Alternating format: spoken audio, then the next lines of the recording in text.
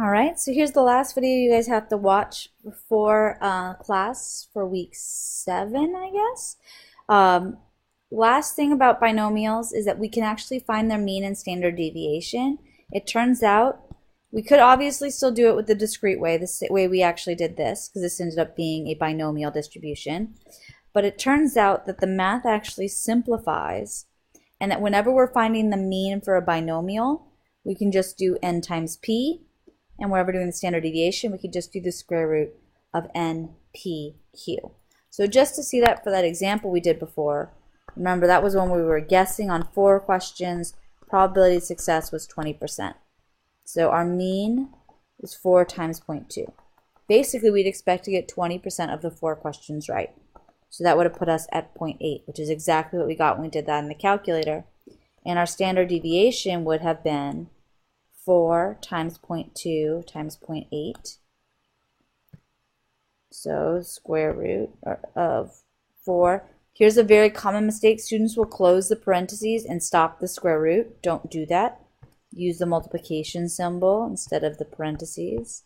So we're going to multiply all that crap together and then close our parentheses, so it's the square root of all of that. And you can see again 0.8. So much quicker than doing a table with every single value in it. So exercise 2 says the probability of a customer entering a grocery store between 5 and 7 will use express checkout is 1/5. So we've got a probability, right? And suppose we randomly select 7 customers. So as I said with these binomials, we're going to have a p and an n. That's how we know we're in this situation. And if we wanted to check, we would do our bins, binary outcomes, they either use express checkout or not. I, they're independent, well, we randomly selected, so that's good. N, we have a fixed number of trials. And S, we have that same probability for each person.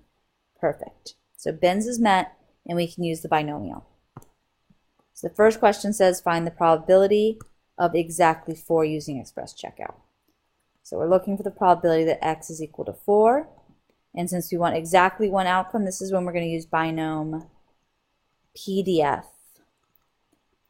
N, P, and then what are we looking for? 4. Okay. I'm going to turn off my wizard because it makes me slow. All right, so if I did this, we've got binom PDF 7.2. I could put 1/5, it's fine. Calculator understands that those are the same thing. And 4. So 0.0287. If you're doing this with a formula or in some other way, just double check you're getting out the same value. The next one, we're still looking for a probability, but now it's for at most 2 using express checkout. Again, you could sit there and like if you're really good with your inequalities, at most 2 looks like this. Chances are you're not. I'm not. So you're going to want to instead write out your value from none to all.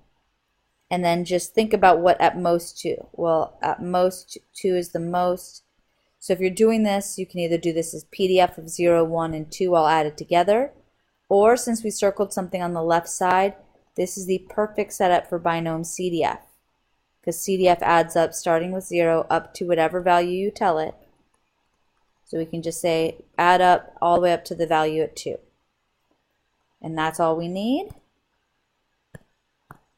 Go grab my go grab my CDF 7.2 and 2. 0.8520. And then our last question here says calculate the mean and standard deviation. Nice thing here is this is going to be on your formula sheet. I'll go ahead and print those out and have Professor Steele give them to you guys next class so you can kind of get used to using it. Under the binomial, it actually has those formulas up above. It says mu is equal to NP, and sigma, actually has a little mu x, and sigma x is equal to the square root of NPQ. So our n was 7/1/5, and then this is square root of 7.2, and then q is just 1 minus that. So you're just typing those two things into your calculator. 1.4 and square root 7 times 0.2 times 0.8. 1.0583. So again, this lets us know that the average number of people who'd be using Express Checkout of these 7 would be 1.4, and there's that variability or standard deviation. So we expect 1.4 plus or minus about 2 people to use Express Checkout in the long run.